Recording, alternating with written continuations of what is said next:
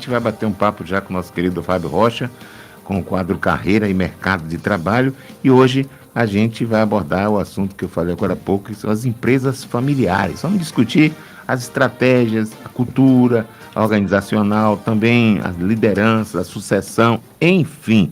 Fábio, bom tê-lo mais uma vez com a gente. E qual, na realidade, Fábio, qual o contexto e a realidade das empresas familiares em termos de gestão, tanto aqui para o cenário baiano como no cenário nacional, hein, Fábio? Boa noite. Boa noite.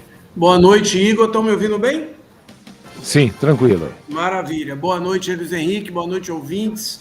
Olha, antes de mais nada, falar de empresa familiar é falar de 90% das empresas brasileiras. É falar que 75% da mão de obra no Brasil hoje está empregado nessas empresas. É falar que estamos falando aí de 65% do PIB ou algo parecido.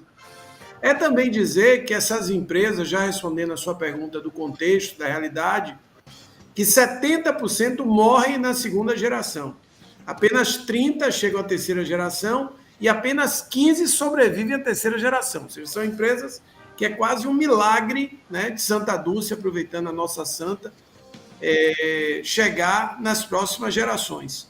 E apenas as 500 maiores empresas familiares do Brasil são responsáveis por quase 25 milhões de empregos.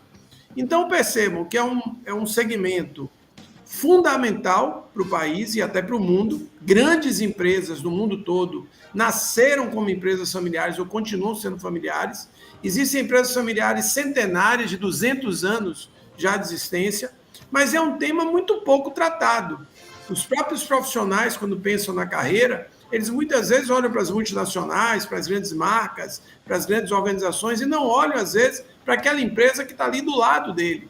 Aquela empresa que tem algum tipo de família presente, ou na execução, ou no conselho. E essas empresas, apesar de mesmo as empresas que têm sucesso, que cresceram, tem 20, tem 30, tem 40, e a D'Amigos Consultoria tem uma história de atuação nas empresas familiares, nós temos inclusive um podcast falando sobre empresas familiares, chamado Negócio Familiares Cash, que está no YouTube, em parceria com a Ilha. Essas empresas enfrentam muitas dificuldades, às vezes, para dar grandes viradas, para gerenciar mudanças, para continuarem crescendo. E eles acabam usando uma expressão que eu não sou muito fã, que precisam se profissionalizar. Eu prefiro dizer que eles precisam modernizar a gestão. Então, percebam que são empresas importantíssimas, de grande peso econômico, que muitas vezes construíram a história, mas estão num momento de grandes desafios, porque muitas vezes, Igor e Luiz Henrique, nossos ouvintes, eles não prepararam sucessores.